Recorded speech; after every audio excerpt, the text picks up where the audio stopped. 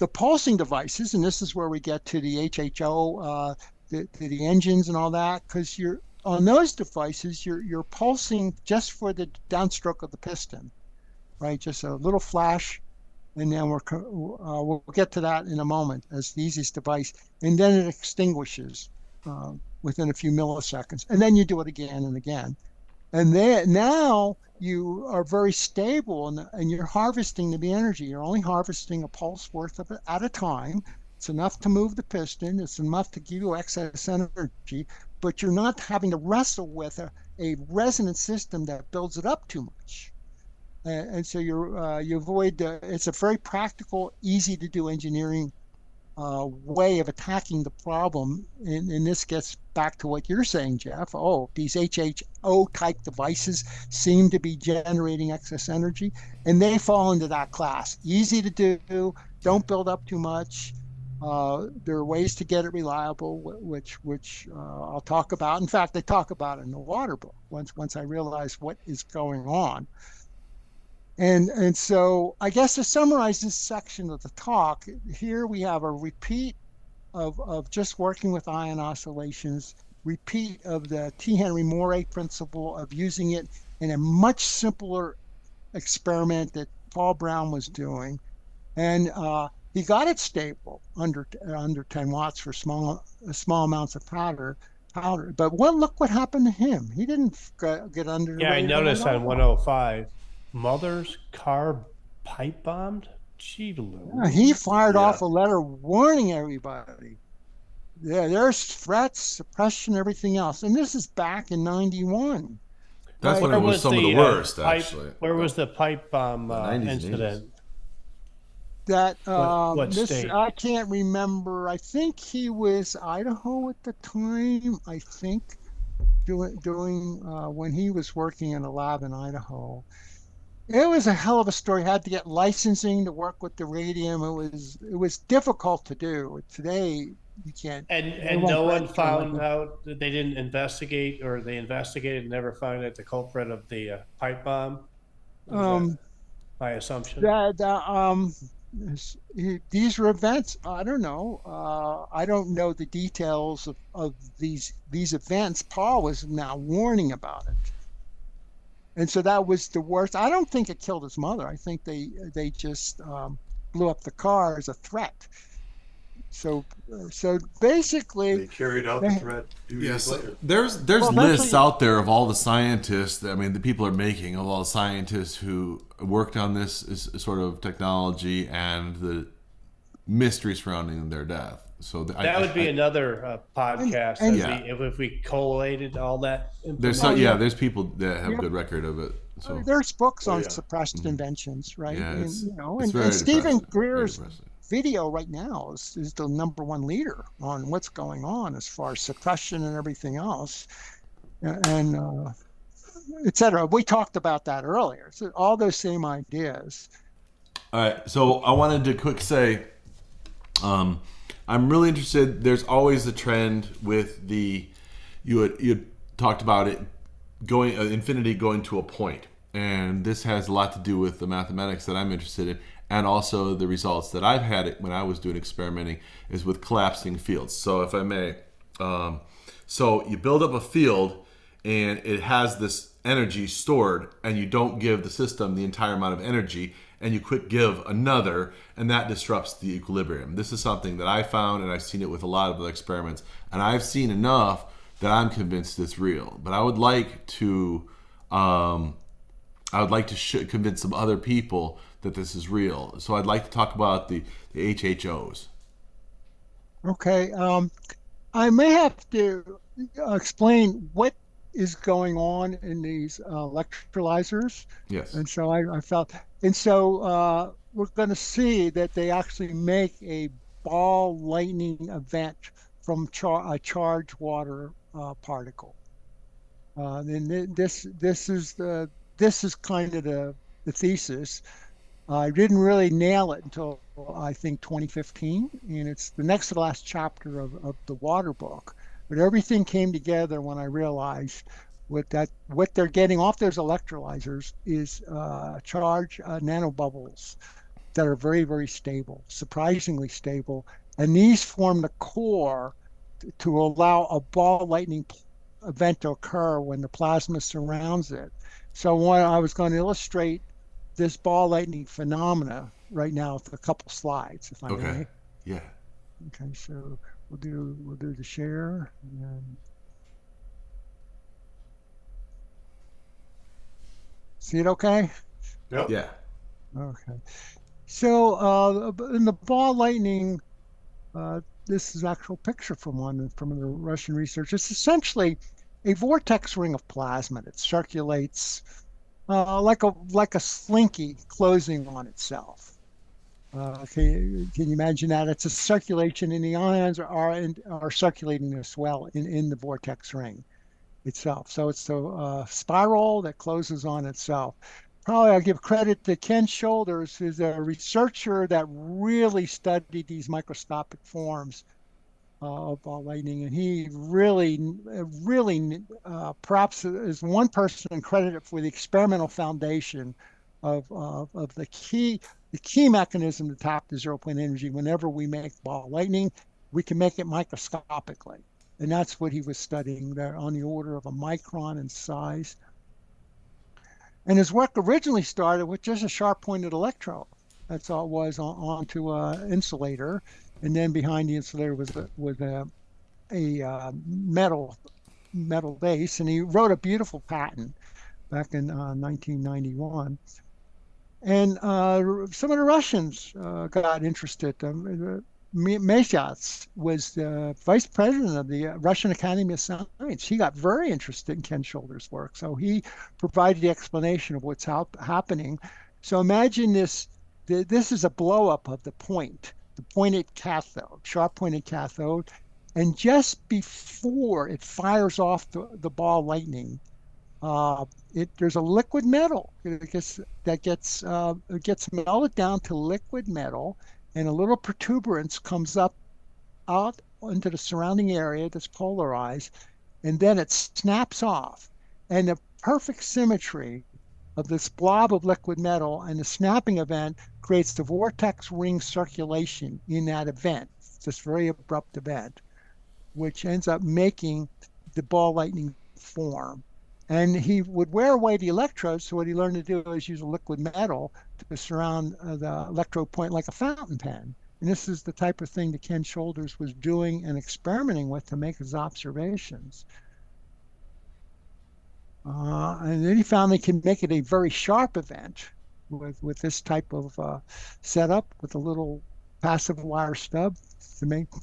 And he could make bigger ones if he cascaded them, but he didn't like making bigger ones because they were so powerful that the EMP event from them hitting a conductor and making a crater and put out so much EMP, it would wreck his electrical equipment, measuring equipment. So he rarely ever worked with the large ones himself. The Russians continued their work on the large ones, and he learned he could make a cascade of them to, if he wanted to build up a big one, he could. He named them electrum validum. This is in this patent. It's Latin for strong charge. And they contain about 100, the charge of 100 billion electrons. They seem to drag along 1 million ions. The charge to mass ratio was always like the electron. This was a clue. And no matter what size he made these things, it was always that charge to mass ratio like the electron. And so that gives us a clue. And they contain excess energy. So he would make craters and realize way more energy that took to melt the material to make a crater than was on the original capacitor to make them. He would do a single capacitive discharge to launch one of them. And so he was able to make the measurements to prove we had excess energy on the microscopic scale. He even made positive ones. And this was highly significant because they were not collections of positrons at all. Likewise, their charge to mass ratio was like the positron. So he was getting to the essence of what's the nature of pair production from the vacuum. Why is there always pairs of electron positron type pairs from the vacuum? In fact, he even made pairs of these, likewise, do a pair production. So he felt he was onto something very, very fundamental scientifically. Why does a vacuum like this to organize into that charge to mass ratio, the same as the electron or the positron? So I felt too that you're onto something very significant.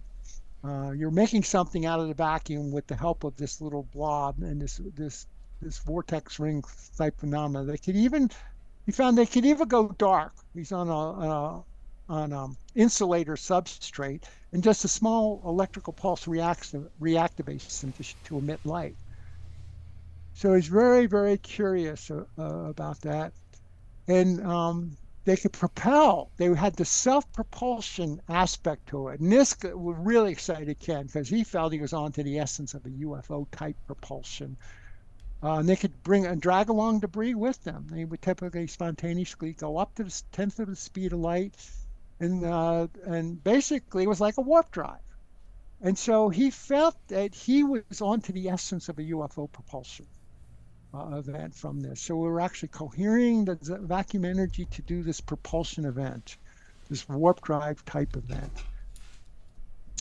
And he also said that he could make very powerful vortexes. If you started with a vortex of water, this is a very tiny scale. So because the ball lightning itself is on the order of a micron in size, so this is a very tiny vortex.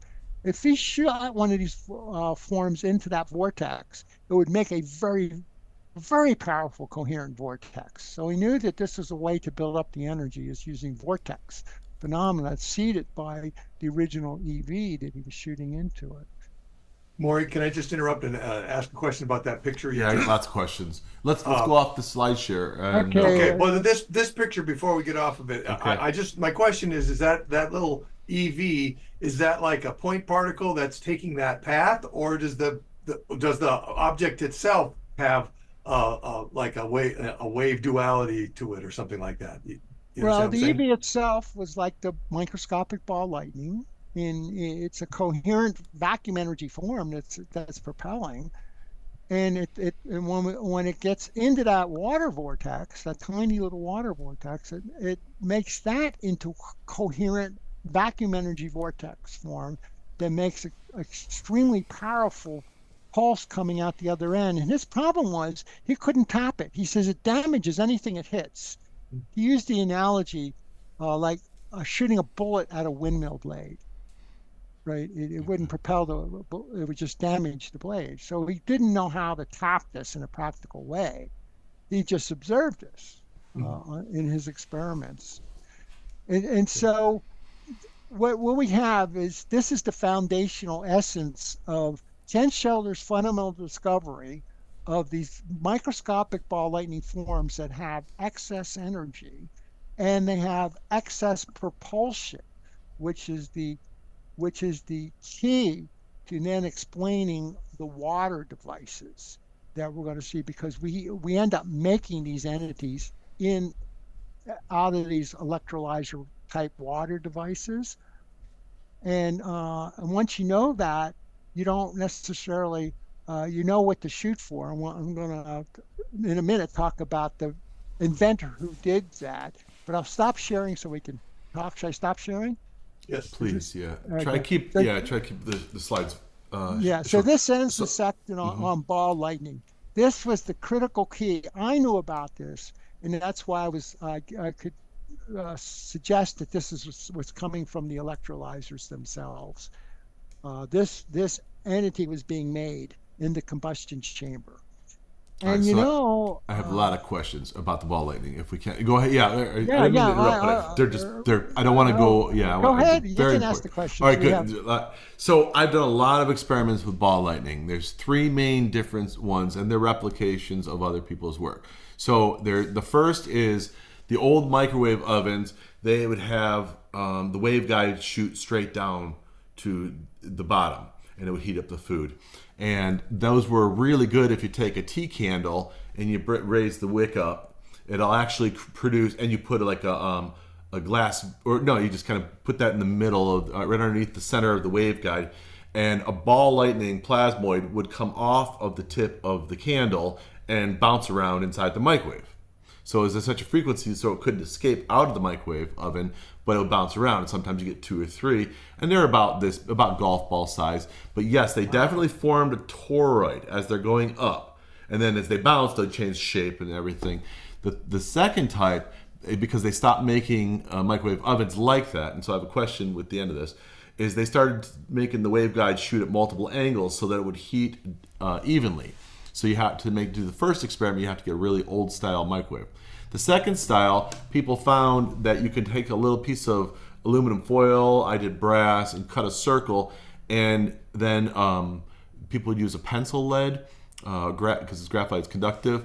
I would use nails, anything I could to solder, and you could put it at a certain height to diameter ratio, and the tip alone would resonate with the base and send a plasmoid off the top. But the problem with this one, well, you put a vase over it. This is a really interesting question, but I'll come back to it. The third one is with just a regular lighter, with the type that you can take the top off. You can actually turn where you can adjust the flame, and if you get it really high, there's something that happens around the rim where a bunch of little smaller plasmoids would fall off, like a shower, like a fountain. They go, and they're tiny little balls, like the size of a bead. But it's the experiments I did most with the second type, which is most fascinating, is if you take a vase, a round vase, like a fishbowl vase, and put it over that little disc with the nail sticking out of it, it would form a ball inside there, so it wouldn't go past the glass. And when you shut the microwave off, it would shut down, and the glass wasn't even warm, barely warm. But if you take a long cylindrical vase and you put it in, it would shoot toroids off the top, like little donuts going up along the vase, and then it would shatter because it was melting the glass. The heat, when it was in a toroid shape, it dispersed heat, and when it was in a spherical shape, it was confined. Have you heard anything about that with the heat dissipation? Because that was the big issue. Because you're talking about toroids moving. There's a lot of heat that goes along with that, at least that I found. Maybe not at a microscopic level, but have you heard anything about that with the shape? Well, you can also make glow plasma in shape like a ball. Mm-hmm. Is it necessarily a vortex ring type of event that they're being made? At the extent that you have abrupt discharges and things are flying off, every single electric discharge has a ball lightning precursor on it, microscopic ball lightning precursor on it. So to the extent that you induce that, when you do steady state, where I'm building up a standing wave in a chamber and I start to ionize the area, that may not be a vortex ring. I'm just creating an ion plasma form that's symmetrical, and it's kind of confined into the chamber due to the fact that you're making standing waves and that sort of thing to concentrate the energy there. So the ones of interest that are tapping into the 0 point energy are the ones that make the vortex forms, and typically they come off of an abrupt discharge event. Okay. Not a steady flow of like the radiation, because I became convinced with experiments that this matter is actually being produced just from light. There's some resonance. Is there any? All right. So, what I'm saying, what I kind of get into is you talk about things annihilating and things being produced out of the vacuum of space, and I'm wondering if it's just it doesn't have mass, that these two light waves come and they resonate and they form this plasma which has mass. Is there anything in any of your research or any of your findings where you get mass plasma coming from ordinary light, like microwave or any kind of light? Have you heard of any of this? It's an energy source, so yeah, lasers especially, right? You get plasmoids from lasers? Well, they ionize the environment. Okay. Now, to get the plasmoid vortex rings, typically they happen on an abrupt event, where you have a abrupt ball of plasma being ejected. That was my question, Moray. Is it true that all ball lightning, like 100% all ball lightning, arises from a non-equilibrium thing? You just wouldn't get a ball lightning unless you had that condition, the prigogine you talked about earlier? Yeah, it depends. Are we making a vortex ring of plasma type of thing, or are we just using energy to make a shape plasma that's just glowing as a ball shape? So there's a distinction. So when I'm talking about these forms, these EV forms that Ken Shoulders essentially discovered, these are the vortex rings forms that are from a very abrupt events, typically requiring a symmetrical particle in the middle of it, like the liquid blob of liquid metal, to be subjected in a symmetrical fashion to the abrupt discharge, which takes it right into the vortex ring form all at once. And you can't make a vortex close on itself. The tip will never join the top. The ring itself has to be made all at once, and it requires a strong symmetrical particle for the discharge to surround, to convert that into the vortex ring itself, all in one abrupt action. Does that kind of make Yeah, sense? that's what I was finding too. At the tip of the nail, it would form a ball. So it seems like there was something melting at the tip that initiated that toroid or the plasma. So all right, so you got this heat. The microwaves are hitting the plate and resonating off of that enough to melt the tip only. And then you're saying at that moment when that becomes liquefied, that's when the plasma starts. Is that Right. In kind of fact, along the line? yeah, that idea, and then you could, okay, now I have my liquid metal, and then I can add a sharp pulse event to that to launch it into the launched ball EV form or ball lightning form. Okay. By the way, EV was Ken Shoulders' first name. He eventually called them EVOs, exotic vacuum Exotic, yeah. objects. When he became convinced, indeed, they are tapping into the zero point energy and they definitely contain excess energy. And those are the ones that self-propel. They're the ones that start to take off like a warp drive up to a tenth of the speed of light. And those are the ones that can propel a piston. I'd like to And just throw and in. Oh, sorry.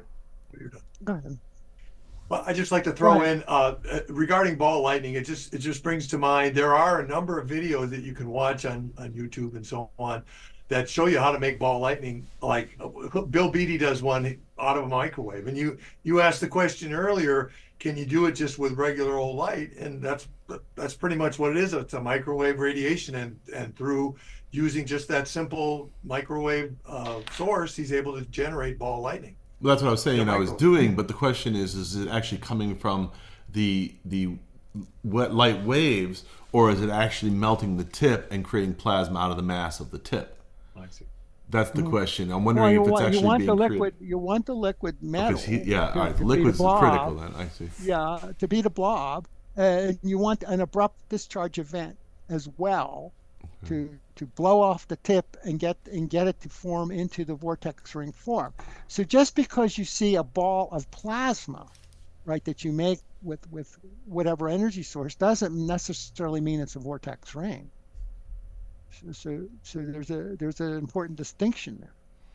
So how would you know? I mean, it looked like a donut, a bluish, fiery donut. Is that a vortex ring, or you So don't know still? well, maybe it may or may not be, but one of the keys is after you launch it, typically an abrupt discharge event, it persists on its own.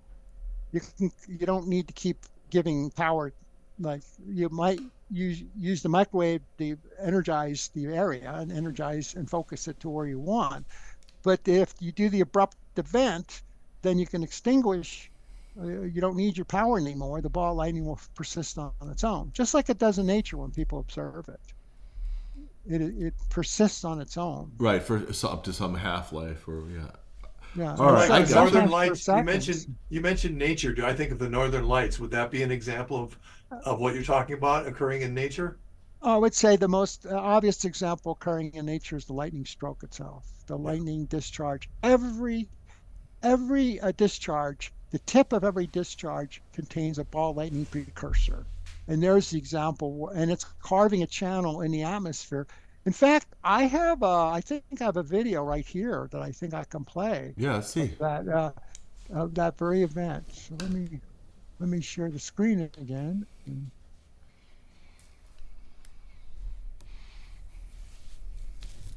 I'll bring it up first.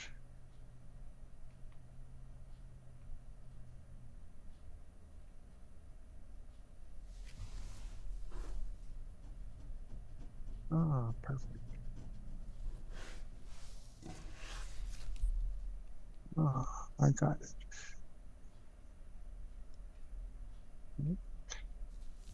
I'm almost there.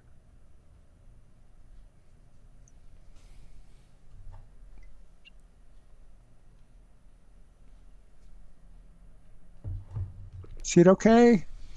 I see Nice something. and big. Yeah. See it? Okay, Yeah. I'm going to play. I'm now going to play it. This is high-speed photography of a lightning strike. Okay. Oh, that's Well, cool. those are plasmoids. Those tips are plasmoids. They carve a channel, and as soon as one is carved, that's the lightning strike itself. So So plasmoids this is always precede it. this entire video is well under a tenth of a second total of real time, where the high speed photography caught all that. Can you play that a couple times? Yeah, I think Yeah, that the beginning is it'll repeat. so There the it is. channel stays for a long time. Okay, I gotta hit the play again. See, they're all exploring the area, and as soon as one hits, that short circuits the Oh, earth. I And see. now As soon as all one the hits the ground, then the lightning follows that. right, You right. did it- I missed that the first time. It carved the I get it. channel. Go Isn't that back. cool?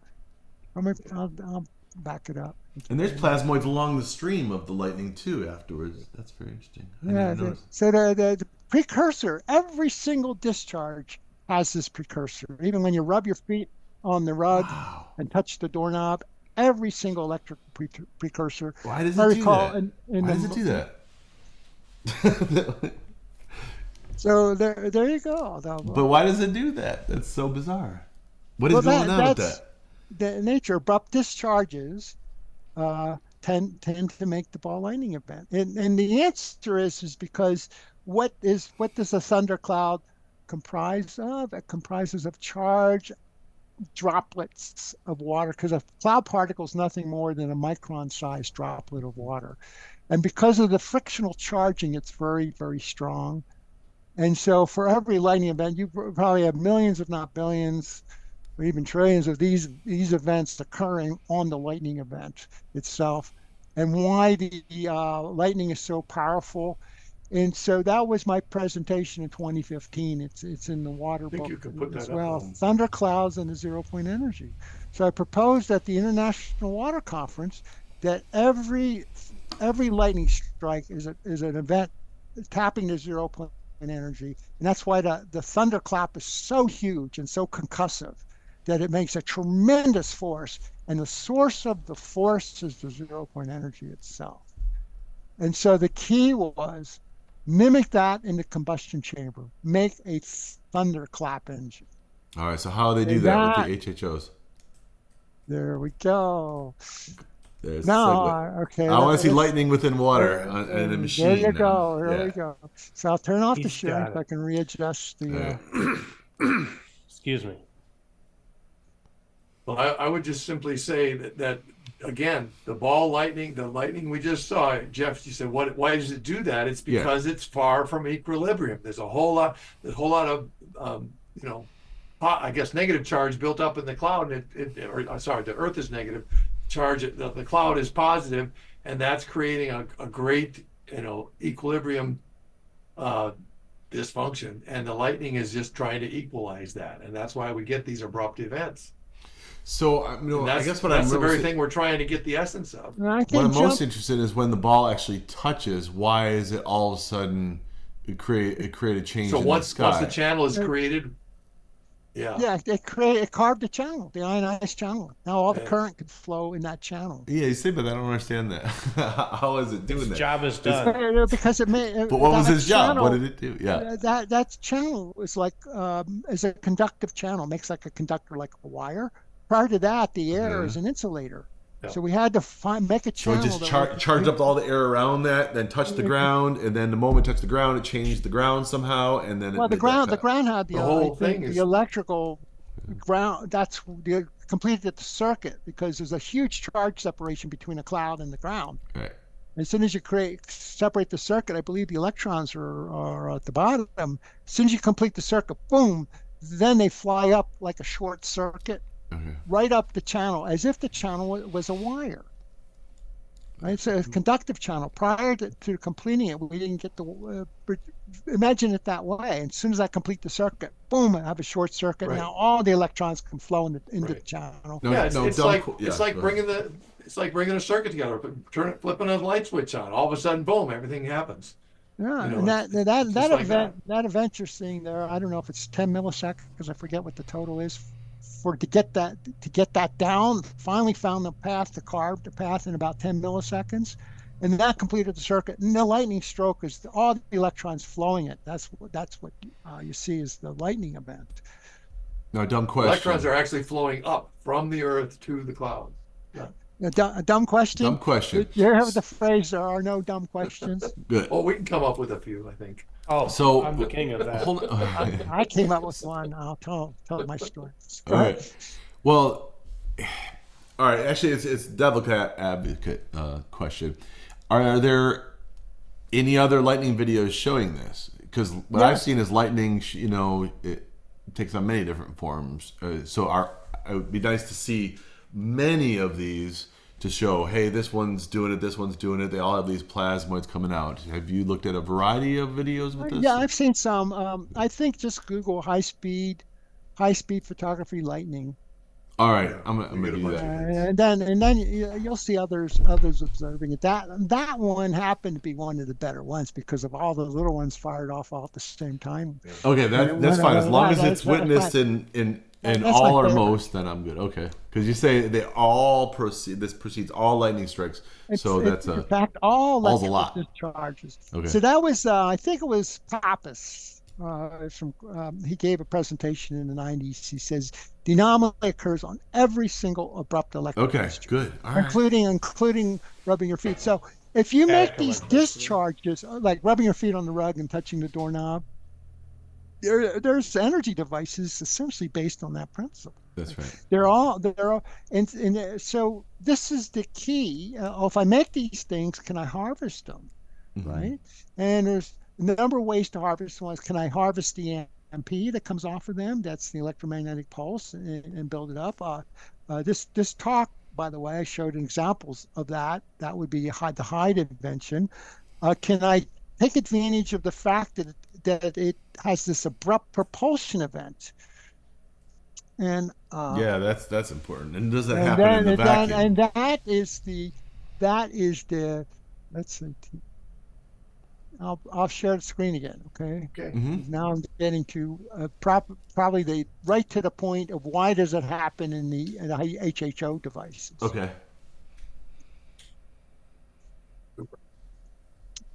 Okay, so this is the key thing we're trying to make is take advantage of the propulsion. And then charged fog particles are very strong. They played a role of the liquid metal. And that got us to, and if they're not charged, right, just use a transducer, a little fogger. You're familiar with that. There's piezo vibrators that make fog. Fog's very weak, and gossamer just goes right back to water. It's very weak. But Walt Jenkins was the inventor that I've honored because he, in my opinion, came up with the simplest of the devices, and he brought out of the noise, so to speak, or was it hydrogen or is it something else? He avoided using electrolysis. We could prove this. By the way, Moray, you of course you did too, but we both got to witness Walt Jenkins a couple of years ago before he passed away, riding a motorcycle that was powered by water. Yeah, and he had a We saw it. generator. Unfortunately, it broke in transport, so he never could demonstrate that. I think a generator is a better experiment because you can measure input output, Right. and runs at a constant velocity. So that so how can the fog particles be the fuel? Because they're nothing more than a symmetric droplet of water. And if they're subject to an abrupt electrical discharge, you expect them just to blow apart. But if it's strong enough, the surrounding plasma dimples it into the torus form and then makes the ball light. So that's the basic idea. So we got to get a strong particle out of, and that's exactly what Walt Jenkins was describing in his patent. So the big breakthrough for me occurred in 2016 when I learned of his work. In 2016. Before you go on, could you go back to that charged fogs image right before before it turns into the plasma? Right Before that there, one. the torus image. Is that a bubble? Yeah, in fact, Forms a yeah, bubble shape to that right That's before? water. it starts as a bubble, and Mm-hmm. then the electrostriction from the surrounding plasma dimples it in to the torus form of plasmoid, the plasmoid form to go from this to this. I see. Okay, so plasma is a fourth state of matter. So are we just basically turning a liquid into a gas into a plasma very quickly? Is that happening? Are we Yeah, the actually idea turning? is to turn it into a vortex ring of plasma very Mm-hmm. quickly, not just Yes, the right, right, random plasma. right. Right, that is the key, and you need this, you need the strong particle to do it. And it turned out that charged water droplets are strong. The Wow. charged fog is strong. That's why every thundercloud has an abundance of these, and so every thunderclap event propels. Who knows the number? Millions, trillions, we don't know because they're all tiny, but we know the thunderclap itself is extremely powerful and extremely powerful, forceful event. And it's that event that moves the piston. And fog is very self- dangerous. If you light, my neighbor was telling, he says, everyone knows not to light a fire in fog.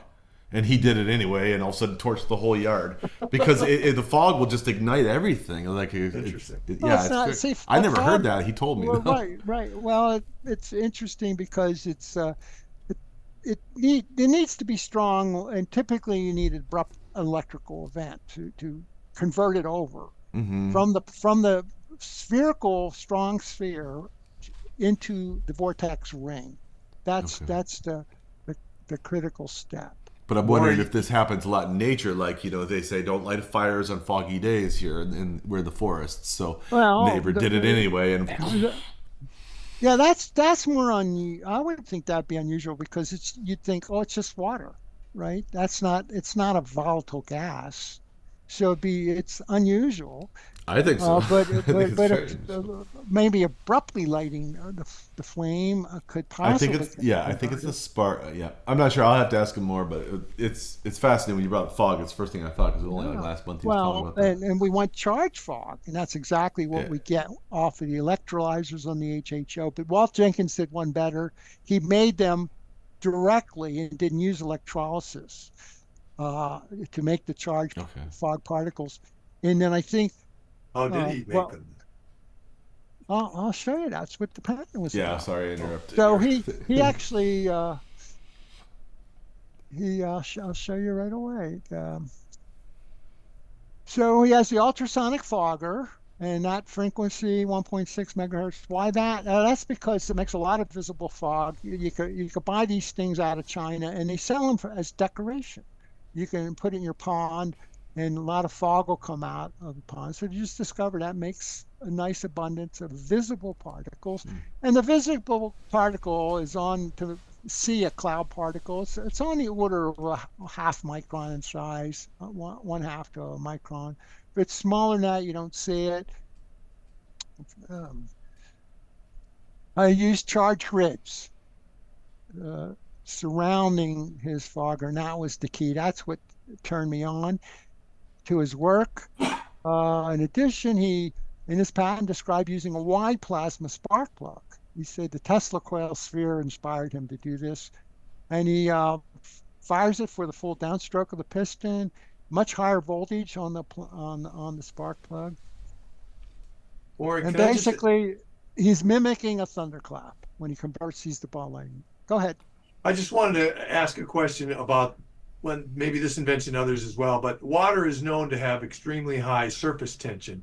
And so my thinking is, well, if you have fog, obviously the smaller the droplets get, the more surface area you're going to have per volume of water. And is that going to contribute to somehow getting an effect? In other words, is the size of the droplets important at all in creating this fog? And do you get more effect when the particles are smaller because there's so much surface area? or does not seem Well, to it, matter? it turns out what counts is strength of the particle. The big surprise that occurred. I don't. I'm just going to. Okay. I don't quite have it, but I'm going to jump to this slide. This illustrates the strong fog particle, um, the surface plasma converting to the falling. Now I'll get to his gasoline part of the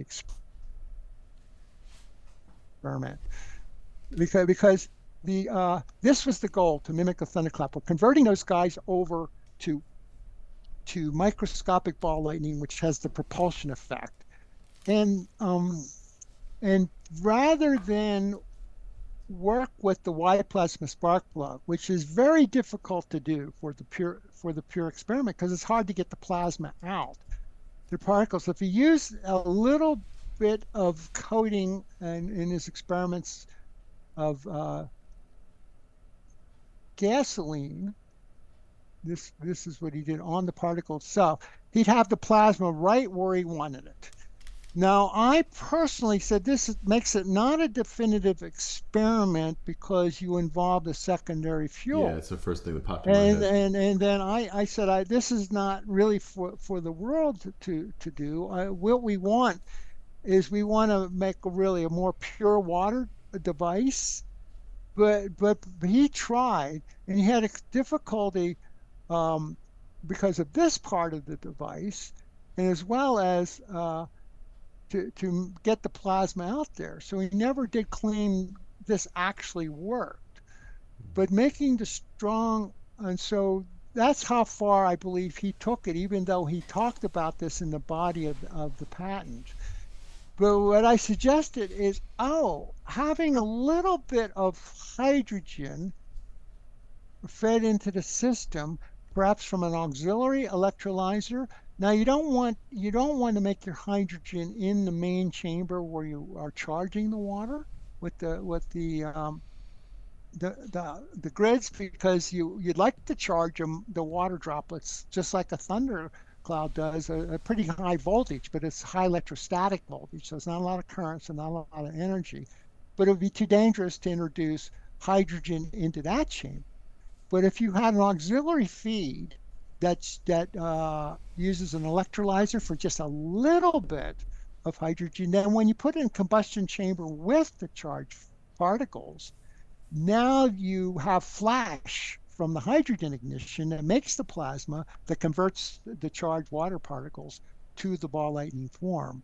So by combining the two ideas, he was trying for a pure experiment. He didn't want to use electrolysis, but I said a little bit of electrolysis is okay.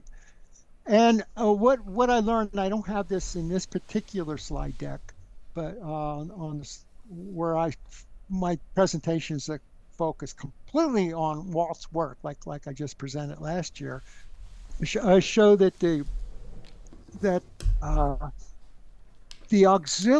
having auxiliary hydrogen, and also on standard electrolyzers, what they found out in those that had a lot of turbulence would scrape off charged nanobubbles off the grids, and they were surprisingly strong because they were charged. Nanobubbles of water or nanobubbles coming off electrolysis will contain a little bit of hydrogen or oxygen, depending on what electrodes you bring it off of. They're strong, and surprisingly so, and it surprised the scientific community how strong nanobubbles can be, especially when they're charged. And they that got proven under a microscope while tracking individual bubbles, that indeed nanobubbles can exist, and that's exactly what comes off of in electrolysis. Typically, the nanobubbles form, they gradually grow to microbubbles and burst open and release the hydrogen.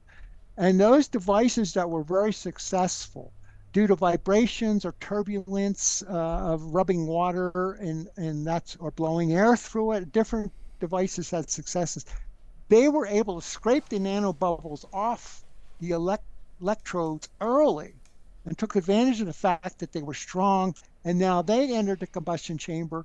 And now we had the ball lightning strong particle to make the ball lightning around it. And those were the successful devices that would run on water, just from coming off of these exotic type electrolyzers.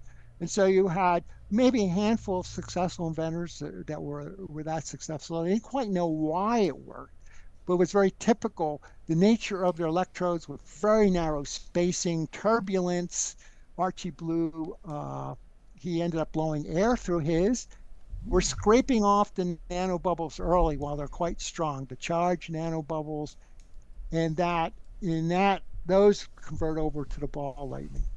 All right, So I want to summarize the technology because Yeah, I that's built, what I built wanted one to of do these. too. All right, I'm gonna tell you the way I build it and what it came from. So because I think that I didn't. Right. This is a bit different than what I worked on. All right, so what I did, I think it was 16 to 24 plates. I don't remember the exact number, and they're separated by, and they were stainless steel, food grade stainless steel, kind of thick, and you charge one side. Basically, you're building a capacitor with all these different levels. You submerge it in water. Oh, there's a couple other things you got to do. You got to prime the plates. You can do it with very corrosive, or what do they call it, hard water, where it's like leaves that white film. That actually kind of produces the bubbles even better. But they found by sandblasting the plates is a really great way. So you get these craters on the plates so that the microscopic bubbles can form off the top. And once you submerge it, then you give it a certain frequency, and the frequency depends actually on the quality of the water. So distilled water has a different frequency than salt water, than tap water, and so on and so forth. So you give this certain frequency. I don't remember the exact volts in amps, but it was like some oddly, usually pretty close together, like 10 volts and 10 amps. And then you give this frequency, and all of a sudden these bubbles form in the water, and as it comes out, that water and those bubbles can be ignited. So you put them, they become flammable. So what one guy, the first time I saw it, he had a truck, it was like an old pickup truck, and he had the tub of the water going in, the tub of the water coming out, and then that would go to the engine. And he just took a little lighter and showed the water is flammable. And everyone's like, that's not water. And he picks up and drinks it. He says, it's water. Right. Essentially, it's the hydrogen. But that's the next question I have, is because some people have done the studies on this and they don't find any free hydrogen in it. And so a lot of people are saying, well, then there's error in their testing, or maybe it's not hydrogen itself, but something happens to water. You're saying it's a hydrogen specifically. Well, it's natural if you're doing electrolysis. You'll have some hydrogen. And actually, you want it because we need the plasma. We want it. We want some hydrogen ignition. Okay. Because we want the plasma from flashing it. Then you can use ordinary spark plugs. You don't have to do anything fancy.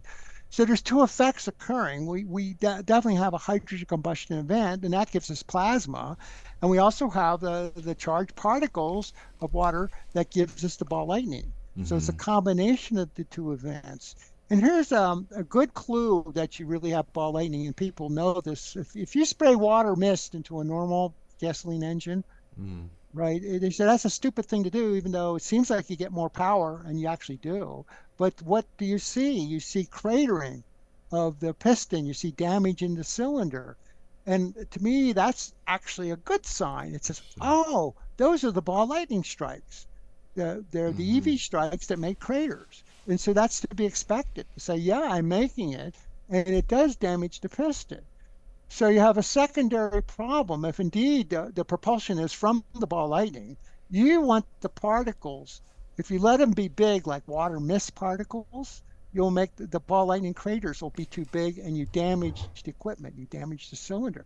And this damage is well known, right? They say it's stupid to spray water mist into your engine, even though it makes it more powerful. It's because you're damaging it. So what you do is you would prefer, the solution is make smaller charged particles, not the big ones from water mist, but maybe even smaller than fog particles by running your ultrasonic transducer that makes the fog, run it at a higher frequency to make smaller fog particles. You may not even see them, but they're there as long as you have charged small particles. Yeah. Then when they're tiny, and you have maybe instead of millions, you might have billions per event, they act like sandblasting, like a smoothing effect in on the chamber itself, rather than damaging with craters. Yeah, it we're starts to actually form creating a itself. Yeah. smoothing action. Yeah. And that and Walt Jenkins mentioned that in the body of his patent, and I thought it was a terrific idea. And I said it's common sense. The higher the frequency, the smaller the particle. But it's kind of a difficult experiment. Where's the magical zone of some type of resonance that these particular high frequencies generate a lot of them? We actually don't know because this hasn't been explored.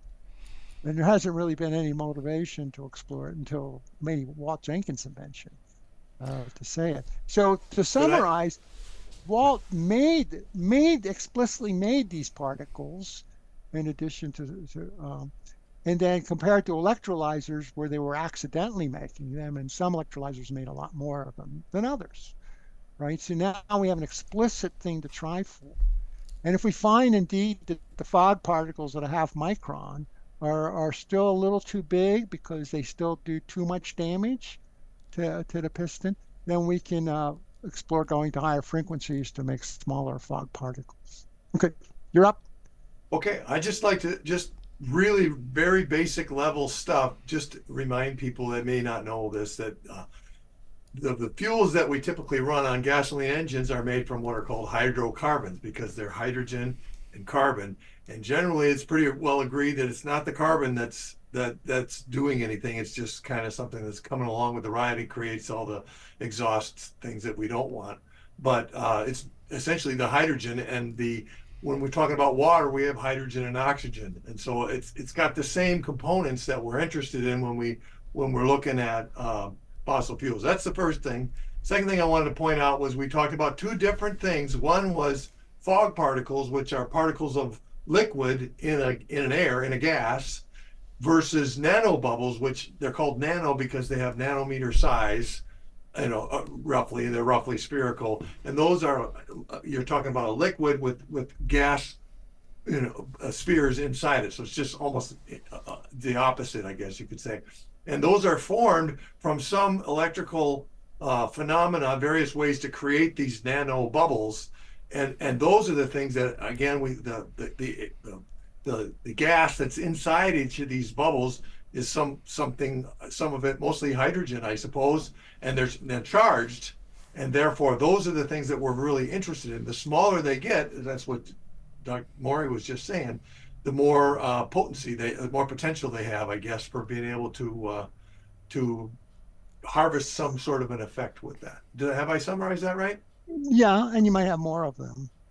But yeah, the key thing is kind of simple. Whether it was a nano bubble scraped off that happened to be stable because we got it off early and it cocooned some charge, or explicitly making the charged droplet in a fogger that has charged grids, the end result was a tiny symmetrical strong particle that and it was charged. That's what made it strong. And then surrounding that with the plasma to make the ball lightning. So it didn't really matter what you used to make the ball lightning, other than you're trying for the most benign form you can to avoid damage, just from a practical engineering point of view. So and then what Walt, I guess to summarize, what Walt had was what I call practical retrofit. He says, okay, it's hard to do the experiment, but a little layer of gasoline on the bubble itself is all that I really need. And then because when I ignite it with the spark plug, I have the plasma right where I want it, surrounding the particle and converting it right to the ball lightning. Using you could say using a little bit of gasoline. So, and the way you can tell you're onto something, and this Walt was hoping to have traction with, is you're harmful than the amount of gasoline you used. And then you say, oh, he makes a practical retrofit that says, gee, I can use 100 times less gasoline, because it wasn't really the gas that was propelling the piston. Typical combustion is I heat the air in the chamber, the hot air expands, and that's what moves the piston from the heat from the ignition itself. On this new hypothesis is essentially, I am making this ball lightning event, a lot of them in the combustion chamber itself. The self-propulsion of the ball lightning entities is what moves the piston. The basically the flying saucer like warp drive that these EVs or ball lightning entities exist. They're moving the piston, therefore the source of that energy is the 0 point energy. And I'm only using an auxiliary energy sources to get those things converted from a particle into a plasma or into a plasma vortex ring. And whether I use a little bit of gasoline or a little bit of hydrogen from an auxiliary electrolyzer, and that's my recommendation. Now you're coming full circle back to people using the electrolysis. You're combining Walt's idea of making charge fog particles safely, because I only, the chamber that was making the charge fog, I didn't introduce hydrogen there. I introduced the hydrogen component at the end as I'm feeding the engine. So you kind of make a dual technology type device as the practical fit. Now you hardly needed to make much hydrogen. It was only to be the catalyst by providing plasma. So you're self-running your device, your generator. I recommend generators because you can measure everything and they're easy to work with. They run at one speed. You make the event and you hardly use any of your output energy to run your electrolyzer, because you didn't need that much hydrogen. That was not the source of the propulsion. It was strictly the source of the plasma. Now you made a convincing all water device that if indeed you can show it self-runs with a little bit of excess energy, you prove the point that something remarkable is discovered, in a sense, very simply, because you didn't need that much energy to drive the electrolyzer, because you didn't need that much hydrogen. And you don't need that much energy to drive the grid, because it only needs to be electrostatic, which means high voltage or low current. And so the key component was the charged particle, the charged fog particle. We just had to get that converted over into the ball lightning form, exactly what happens in a thunderclap. And does that make sense? Yes. Yeah, So that also absolutely. explains why most people I see are running with both the gasoline and the water. But that's good enough. They're reducing their gas costs. So they have semi trucks can run on a tenth or 50% of what their original costs were. And on this, I'd like to bring up one last thing before we end, and we can discuss this issue if we can. There's kind of, after speaking with a lot of people who have retrofitted their own vehicles and retrofitted friends' vehicles with these HHOs, there's kind of like an unwritten rule between the powers that be and people who want to build these. And it's not that the powers that be ever responded, it's the fact that they didn't respond, which makes them think, hey, we're onto something. Is that we're fine building these, we're fine retrofitting our friends' cars, we're fine retrofitting our own cars. It's when somebody starts marketing it, trying to market it, somebody starts going public, somebody starts going on the news, that's when all the research disappears with that individual. Hey, if you like these kind of conversations and you'd like to see more, click like and subscribe to our channel. And if you're at the computer and you'd like to hear the whole podcast, click right here.